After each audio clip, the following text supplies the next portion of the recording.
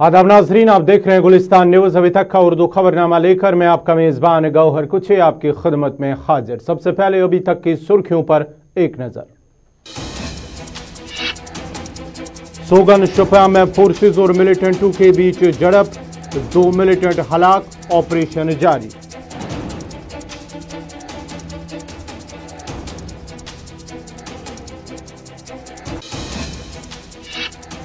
नुनर गांधरबल में जांबाग पुलिस एहलकार को श्रीनगर में खराज अकीदत पेश। तकरीब के दौरान जांबाग पुलिस एहलकार की लाश पर गोलीबारी।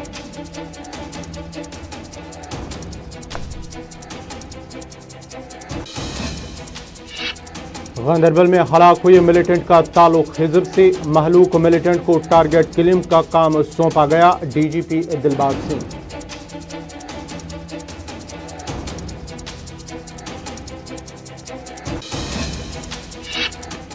और जारी कानून के खिलाफ किसानों का एहतजाज आज 13वें रोज से जारी। मरकजी वजीर ज़राअत की जानिब से बुलाई गई मीटिंग में जाने से किया इनकार। पंजाब में किसानों के एहतजाज से रेलवे खुदमात मुतासर। अब पेश खबरों की तफसील। सबसे पहले जनूबी कश्मीर का रुख करते हैं। जनूबी कश्मीर के सोगन जैनपुरा शुपिया में फोर्सेस और मिलिटेंटों के दरमियान झड़प में 2 मिलिटेंट हलाक हुए हैं। पुलिस का कहना है कि गुज़श्ता शाम सोगन शुपिया में फोर्सेस और मिलिटेंटों के बीच उस वक्त गोलियों का तबादला हुआ जब इलाके में मिलिटेंटों की मौजूदगी की एक मुसद्दिका इतला मिलने के बाद फोर्सेस ने इलाके का मुहासरा किया और तलाशी कार्रवाई शुरू की, जिस दौरान इलाके में मौजूद मिलिटेंट और फोर्सेस के दरमियान गोलियों का तबादला शुरू हुआ और रात भर गोलियों का तबादला जारी रहने के बाद अभी तक 2 मिलिटेंटों को हलाक किया गया है, जबकि ऑपरेशन अभी भी जारी है।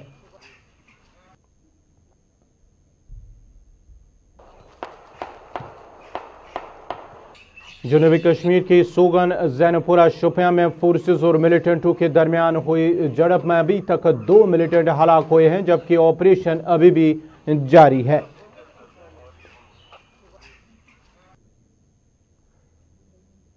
गुज़श्ता शाम सोगन शुपिया में फोर्सेस ने इलाके का मुहासरा किया, जिस दौरान इलाके में मौजूद मिलिटेंटों ने फोर्सेस की गश्ती तलाशी पार्टी पर गोलियां चलाई, जिसके बाद दोनों के दरमियान गोलियों का तबादला शुरू हुआ और रात भर दोनों तरफ से गोलियों का तबादला वक्फे से जारी रहा और आज अल सुबह ऑपरेशन शुरू किया, जिस दौरान फोर्सेस ने कार्रवाई करते हुए 2 मिलिटेंटों को हलाक किया है। ताम अभी भी ऑपरेशन जारी है।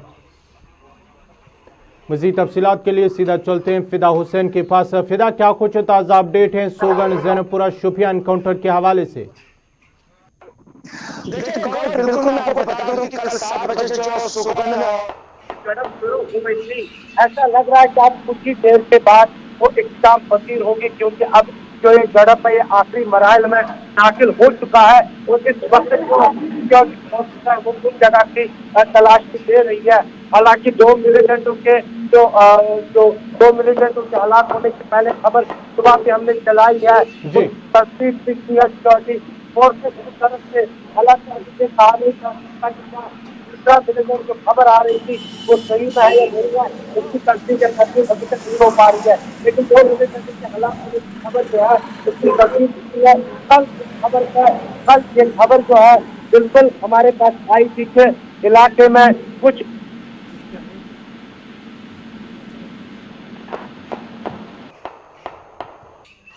चलो बहुत बहुत शुक्रिया फिदा हुसैन आपका। टेक्निकी खराबी की वजह से उनसे हमारा राब्ता जो है वो मुनक़ता हुआ है। जैनपुरा शुपिया सोगन इलाके में जहां मिलिटेंटों और फोर्सेस के दरमियान हुई झड़प में 2 मिलिटेंट के मारे जाने की खबर आ रही है, ताम अभी भी ऑपरेशन जो है वो जारी है।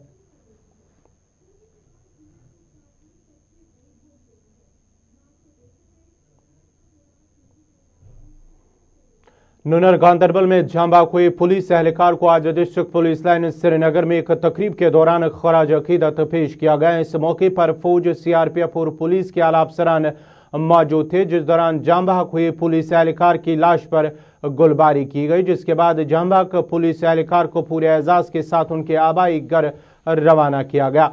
इस मौके पर पुलिस सरबराह दिलबाग सिंह ने कहा कि हमले के दौरान हलाक हुए मिलिटेंट का ताल्लुक हिजबुल मुजाहिदीन से था और उसे टारगेट किलिंग का काम सौंपा गया था। याद रहे कि गुज़श्ता रात नुनर गांदरबल में भाजपा लीडर के घर पर हमले के दौरान एक मिलिटेंट और एक पुलिस कांस्टेबल हलाक हुए थे।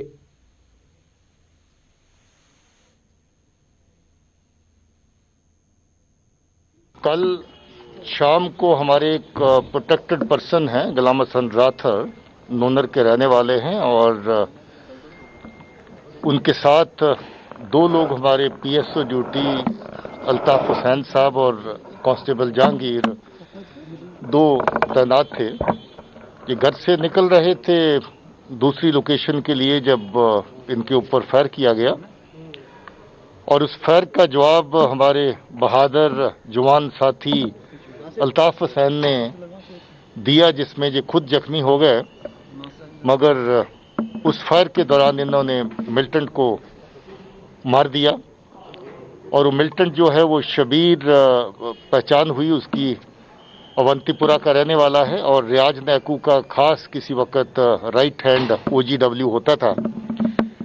उसको स्पेशली तैनात किया गया, वहाँ से गांदरबल भेजा गया अटैक करने के लिए, और हमें फख्र है कि हमारे नौजवान बहादुर सिपाही साथी ने मुंह तोड़ जवाब दिया उस अटैक का, अपनी जान की परवाह न करते हुए, और उस फायरिंग के दौरान अपनी शहादत दी। हमें इनकी शहादत पे फख्र है और हमारी हमदर्दियां इस परिवार के साथ हैं, और हम लोग ये समझते हैं कि जिस तरीके से इसने जवाब दिया है और मिलिटेंट को मार गिराया है वो वाकया काबिल तारीफ कारनामा है। तो सर जो मारा गया मिलिटेंट है वो किस कानून से? देखिए, HM के साथ वाबस्ता है। रियाज नैकू का बहुत लंबा अरसा वो OGW रहा है, उसके साथ काम करता रहा है। उसके बाद एक्ट ऑफ मिलिटेंसी में आ गया, और एक्ट ऑफ मिलिटेंसी ज्वाइन किए ज़्यादा देर नहीं हुई थी, थोड़ा अरसा पहले ही किया था, और वहाँ से जहाँ पर ये टारगेट हिटिंग के लिए इसको रवाना किया गया था हिजबुल मुजाहिदीन की तरफ से। सर गांदरबल एक पीसफुल डिस्ट्रिक्ट माना जाता था, तो ये कैसे शुपियां से वहाँ पे आने में? देखिए, जो टेररिस्ट है उसके लिए सब इलाका खुला है, वो कहीं से कहीं भी चलता है। उसको सिर्फ टारगेट जो है पाकिस्तान के इशारे पे, जो सही मानों में जो TRF जिसको वो नाम देते हैं, वो TRF टेररिस्ट माउथ पीस है पाकिस्तान का, जिसने पहले पत्रकारों को 39 पत्रकारों को धमकी दी, जहां पर जो लोग अपना ईमानदारी से ड्यूटी करते हैं उसको धमकाने का काम।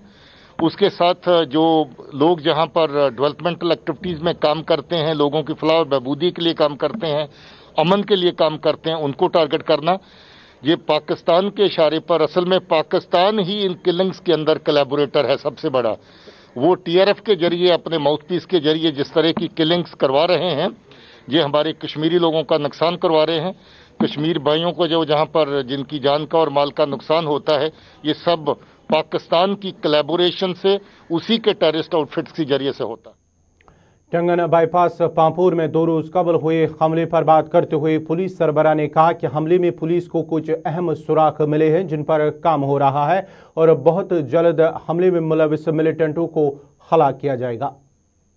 अटैक में कुछ क्ल्यूज हैं जिसके ऊपर पुलिस काम कर रही है, हम लोग जल्दी ही उसका हिसाब भी लेंगे। सर, कोई रणनीति बनाई जा रही है हाईवेज को लेकर?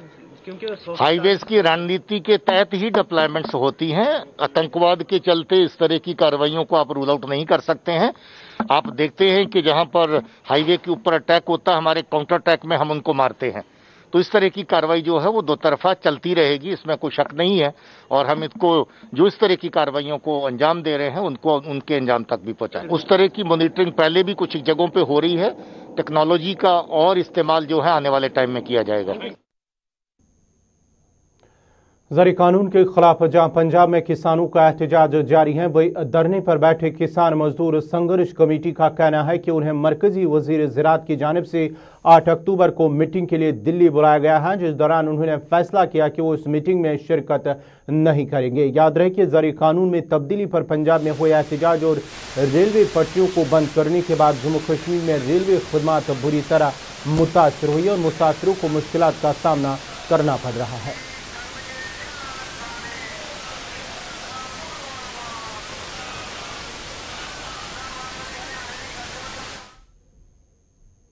जो एग्रीकल्चर मिनिस्टर से तोमर जी, उनका फोन भी आया था 3:30 मेरे ख्याल दोपहर के बाद।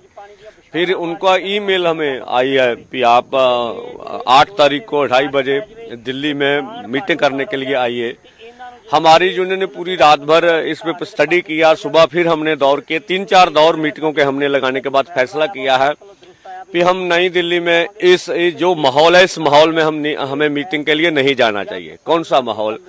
एक तो भारत सरकार सीरियस नहीं है। मोदी जी बयान दे रहे हैं, उनके केंद्रीय मंत्री पंजाब में आके बयान दे रहे हैं प्रेस कॉन्फ्रेंस करके कि किसानों को गुमराह किया गया। हम गुमराह नहीं है। हम ऐसा मानते भी मोदी जी और उनके मंत्रियों को कारपोरेट घरानों ने गुमराह किया है और वो भारत के लोगों की आवाज सुनने की बजाय कारपोरेट की आवाज सुने देश और पंजाब की खेती को तबाह कर रहे हैं। एक तो ये है। दूसरा, जो एग्रीकल्चर सेक्रेटरी लेवल की वो मीटिंग है, तो अगर वो कोई फैसला लेने की हैसियत में नहीं है कि वो हमारे कानूनों को रद्द कर दे, तो उनकी जो चिट्ठी में लिखा है अभी हम आपको सही जानकारी भी देंगे। तो हमें जानकारी तो पहले है, एक तो ये कारण भी है।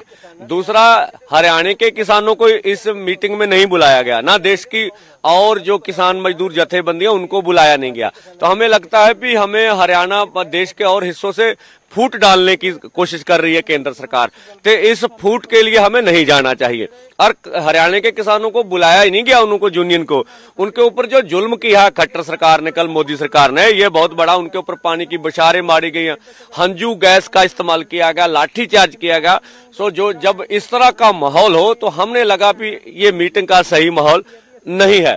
और इसके साथ कोई भी हमारे भाई जो अपने तौर पे मीटिंग करके उस मीटिंग में शामिल होना चाहते हैं, कोई, हमें उस पर इतराज भी कोई नहीं है। अगर कोई मीटिंग करना जाना चाहता है तो उनको अपनी आजादी है। हमारी किसान मजदूर संघर्ष कमेटी ने फैसला किया कि इस मीटिंग में शामिल नहीं हो रहे हैं।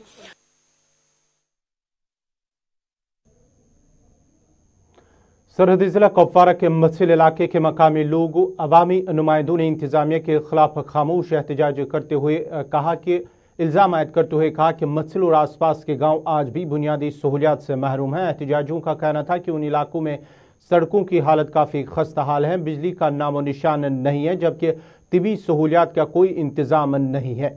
उन्होंने मजीद कहा कि जिला इंतजामिया से अपील की है कि उन इलाकों की तरफ तवज्जो दी जाए ताकि उन इलाकों में दरपेश मसाइल का अजाला हो सके। एलजी साहब ने बोला यहाँ पे हमने बिजली का इनाग्रेशन किया और यहाँ पे 9 पंचायत है सर, 9 पंचायत में से 2 में बिजली चल रही, बाकी आगे 7 कहाँ जाएंगे सर? तो टावर की बात बोले सर, यहाँ पे बिल्कुल नहीं चल रहा है, बोल रहे हमने टावर दे दिया, यहाँ पे बिल्कुल नहीं हो रहा है सर। अब यहाँ की अंदरूनी रोड है उनको देखिए सर, बिल्कुल खराब है, खस्ता हाल है, बिल्कुल ठीक नहीं है। यहाँ पे एक बैंक है जहाँ से मुश्किल शुरुआत हो रहा है, वहाँ पे एक बैंक का शाख लगा, जेएंड के बैंक।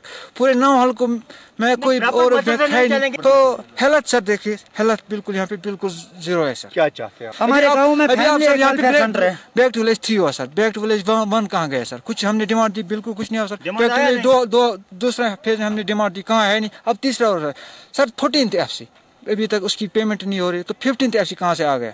तो जा कहाँ रहे ये पता करना चाहिए। लोगों को अपना हक नहीं मिल रहा है, जा कहाँ रहे सर? बैक टू विलेज की बात अगर की जाए तो ना के बराबर है। बैक टू विलेज पहला बरेला हुआ सर, बिल्कुल कामें लिखाई गई है, डिमांडें लेकर गई हैं, लेकिन कुछ नहीं हुआ। उसके बाद दूसरा फेज जब शुरू हुआ था पिछले साल, बिल्कुल पूरे प्लान के मुताबिक चले गए हैं, लेकिन को लोगों के तवज्जो के मुताबिक बिल्कुल जीरो है सर। आज तीसरा मरहला चल रहा है, लेकिन बिल्कुल कहने में कुछ भी आता है लेकिन करने में कुछ भी नहीं आता है सर।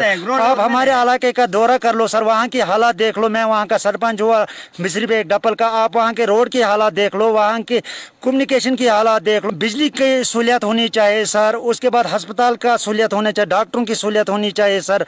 उसके बाद रोड का देख लो सर, दुद्दी टू डपल, डपल टू मिस्री पे एक, डपल टू कटवार, अंदरूनी रोड जो है हमारे ना के बराबर है सर।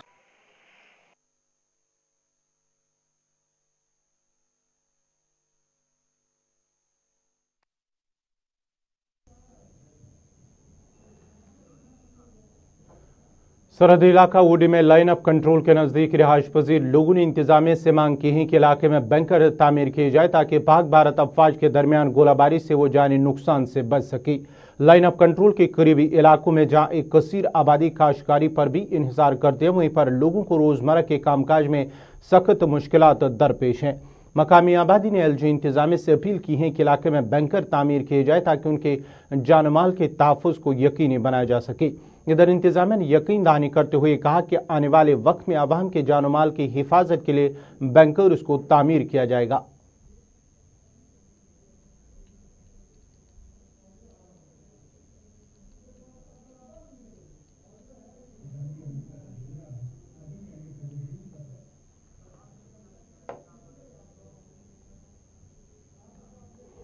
लद्दाख से बड़ी खबर आ रही है, जहां लद्दाख ऑटोनोमस हिल डेवलपमेंट काउंसिल के हवाले से रवामा के इंतखाबात होने वाली हैं। वहीं इस सिलसिले में भारतीय जनता पार्टी की जानिब से इंतखाबात से कबल ही अपना मैनिफेस्टो जारी किया और इस सिलसिले में प्रेस कॉन्फ्रेंस के दौरान वो क्या कुछ कह रहे हैं, पहले वो सुनते हैं।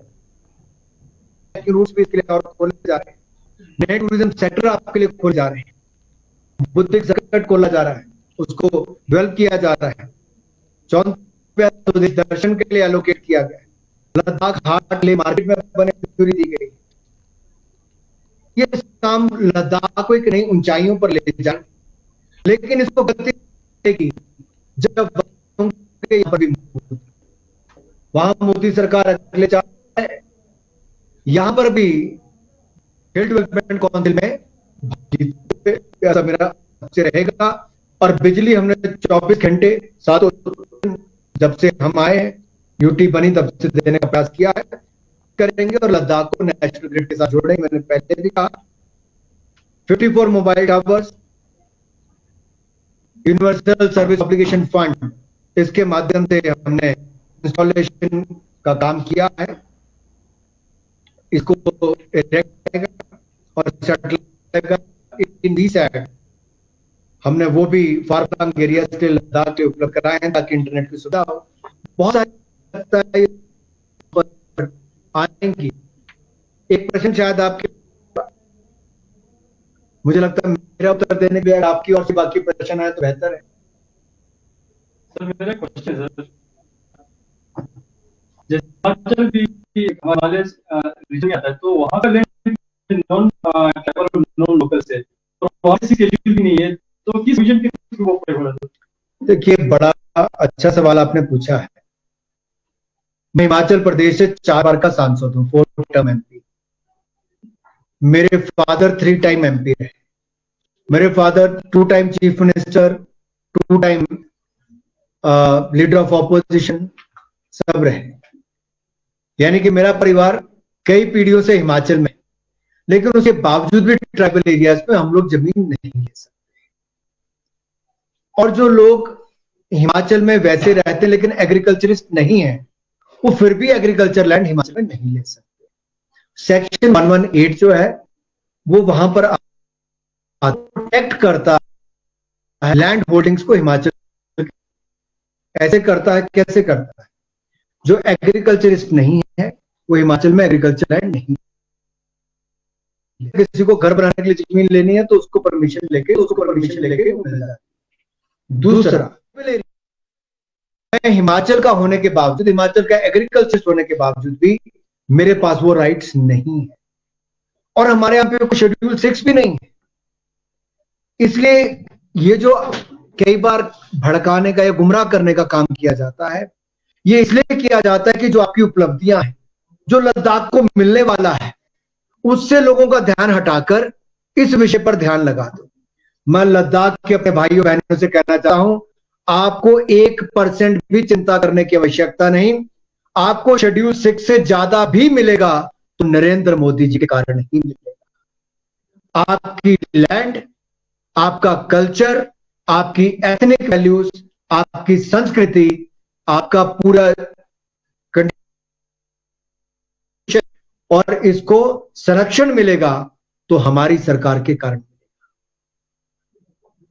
सर, अभी आपने बोला कि लद्दाख को 5000 करोड़ को फाइन मिला, लेकिन उसमें काउंसिल को आपने आपकी स्पीच में ही बताया 232 करोड़ दिया, तो ये मामूली 5% का हक है। बाकी तो यूटी एडमिनिस्ट्रेशन की ब्यूरोक्रेट्स खर्च करते, तो ये काउंसिल का एम्पावर कैसे हो सकता है? काउंसिल में भी 5 गुना बढ़ा है। नहीं, वो तो आपको पहले 55 करोड़ मिलता था, 232 करोड़ मिलता है। होम मिनिस्टर साहब ने काउंसिल है, इसलिए लद्दाखी लोगों को चिंता करने की जरूरत नहीं। लेकिन फंड को लेकर अभी 500 करोड़ में से 232 करोड़ जो पब्लिक रिप्रेजेंटेटिव के पास देंगे तो फिर काउंसिल का इम्पोर्ट कैसे? देखिए, अब दूसरा ये आप कह सकते हो कि देश का इतना बजट है, एमपी को तो 5-5 करोड़ रुपया ही मिलता है डेवलपमेंट के। अब कहने के लिए ये भी हो सकता है। इसमें क्या होता है, अब अलग अलग जैसे हमारी अलग अलग मिनिस्ट्रीज है, नेशनल हाईवे अथॉरिटी वो अपना कंस्ट्रक्शन का काम अपने आप करती है, जल जीवन मिशन है वो अपने फंड से अपने आप करती है, वो आपके यहाँ के डिपार्टमेंट्स को अलग से पैसा देगी, कैपेसिटी बिल्डिंग भी आपको करनी पड़ेगी। एक तरफ हम नियुक्ति कर रहे हैं ऑफिसर्स की, जो वैकेंसीज आपके खाली पड़ी, एक तो हमने इंजीनियर्स का कर दिया, दूसरी तरफ 6471 जो बाकी वैकेंसी उसको भरने का काम कर रहे हैं ताकि लद्दाख के लोगों को सरकारी नौकरियां भी मिले और कैपेसिटी बिल्डिंग हो। जैसे जैसे कैपेसिटी बिल्डिंग होगी वैसे वैसे आहिस्ता आहिस्ता ये भी बढ़ता जाएगा। सर आपने बोला एमपी को 5 करोड़, लेकिन जो भारत की जो सारे जो प्लान बनाते हैं कहाँ कितना प्रोजेक्ट आता है वो तो जो एमपी मतलब डिसाइड करते हैं, वो इनडायरेक्टली पब्लिक रिप्रेजेंटेटिव है। लेकिन यहाँ जो मैं ले की बात कर रहा हूँ वो तो ब्यूरोक्रेसी जो बाहर से आते हैं, एलसी होता है या कोई भी होता है, कमिश्नर होता है, उनके डिस्पोजल पे होता है ना। मेरा ये कहने का मतलब है कि आपने सिर्फ 232 करोड़ रुपए पब्लिक रिप्रेजेंटेटिव पे है। ब्यूरोक्रेट अपने ऊपर तो खर्च करेगा नहीं, वहां पे खर्च करेगा वो तो करेगा सर, लेकिन मेरे बात का आपने अल्टीमेटली सांसद को मिले या किसी काउंसलर को मिले, पैसा वो सरकारी तंत्र के माध्यम से ही खर्च होता है। देखिए, एक एमपी से ज्यादा एक पंचायत का प्रधान आज पैसा खर्च करता है। 14th फाइनेंस कमीशन का जो पैसा आता है वो पंचायत के प्रधान के पास कितना आता है? एक एमपी, मेरे जैसा एमपी अपनी पंचायत में 5 सालों में मुश्किल से 2-2.5 लाख रुपया खर्च करता है, लेकिन वही पंचायत का प्रधान करोड़ों रुपए वहां पर खर्च करता है। नहीं, इस पे प्रेसिडेंस है सर, इसलिए पूछ रहा है। जब लद्दाख ऑटोनॉमस हिल डेवलपमेंट काउंसिल लेह के अंदर जहां रवाना के दौरान इंतखाबात होने वाले हैं, वह इस सिलसिले में भारतीय जनता पार्टी की जानिब से अपना मैनिफेस्टो जारी किया गया है। इस हवाले से लेह के अंदर एक प्रेस कॉन्फ्रेंस इस दौरान वजीर ममलिकत अनुराग ठाकुर, मेंबर पार्लियामेंट और साथ ही साथ अशोक कोल प्रेस कॉन्फ्रेंस कर रहे थे और अपना मैनिफेस्टो जारी कर रहे थे।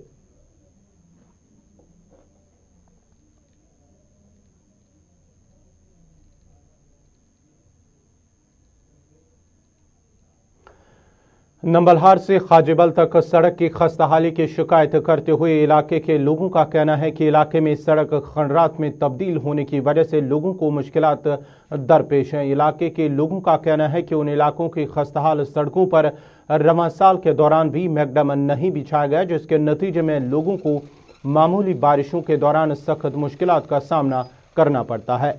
मकामी लोगों ने जिला इंतजामिया और मुतल्लिका महकमों के आला हुकाम से मुतालबा किया कि सरमा से कबल ही लोगों के बुनियादी मसाइल को हल करने की तरफ तवज्जो दी जाए।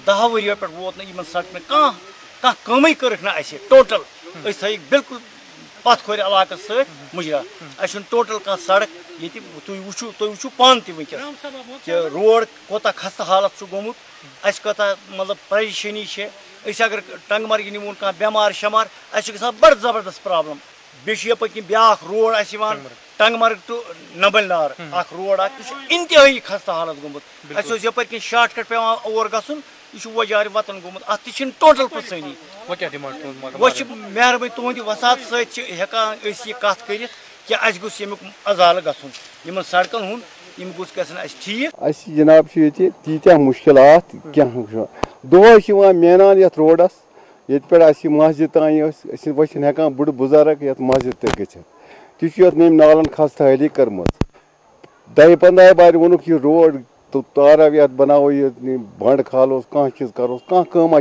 गसान।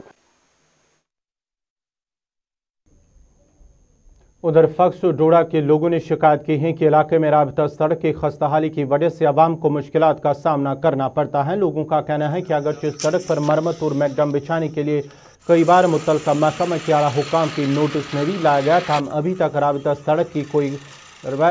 सड़क पर कोई काम नहीं हुआ। उन्होंने अब आला हुकाम से अपील की है कि सड़क पर मरम्मत का काम किया जाए ताकि आवाम के मुश्किलात दूर हो सके। पहले रूरल डेवलपमेंट लिया, फिर R&B ने लिया और बाद में हमने छंदे छुंदे करके इसको PMGSY में कराया पिछली गवर्नमेंट के दौरान में।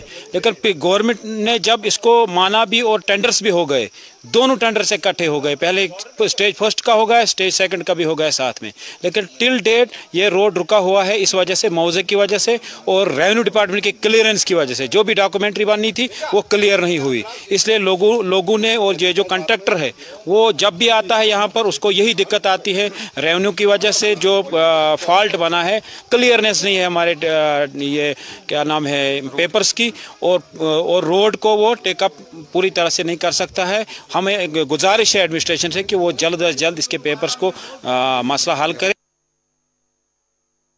मैं आपके माध्यम से गुलिस्तान न्यूज़ आप लोगों का बहुत बहुत शुक्रिया कि आप यहाँ तक आए हैं।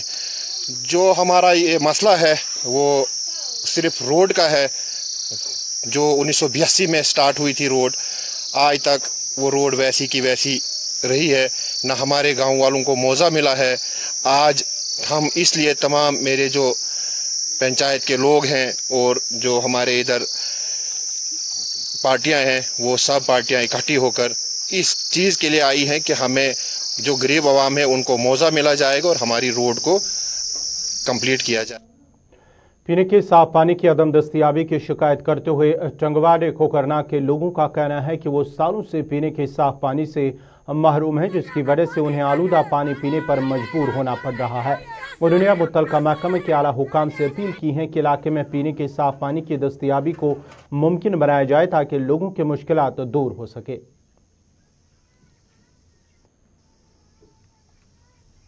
कि हमें पानी चाहिए और ये बात हमारी आगे पहुंची जाए डिप्टी कमिश्नर साहब से और मोदी साहब से पहुंची, क्योंकि बार बार कह रहे हैं कि हम जाल टू टाल पानी देंगे, लेकिन अभी तक वो भी आया नहीं है। हमारी यही गुजारिश है कि ये हमारी बात जो दिल्ली तक पहुंचाई जाए ताकि हमारी जो दरीनी मांग पूरी हो जाए, क्योंकि आज तक हमारी किसी ने बात सुनी नहीं है। जो भी मुलाजिम यहाँ पर आता है वो टाल मटोल करता है और ये हमारी। मैं आपका बहुत शुक्रगुजार हूँ कि आप इस मुश्किल हालात में इस वक्त हमारे पास आए। हमारा इस वक्त ये प्रोटेस्ट करने का ये मतलब है कि हमारे पास पानी नहीं है, कि हम इस धूप में इस वक्त हमारे ये बीवी बच्चे जो भी हैं इस वक्त हमें यहाँ से पानी लाने के लिए अगर जाएं तो 7 किलोमीटर दूर से हमें पानी लाना पड़ता है।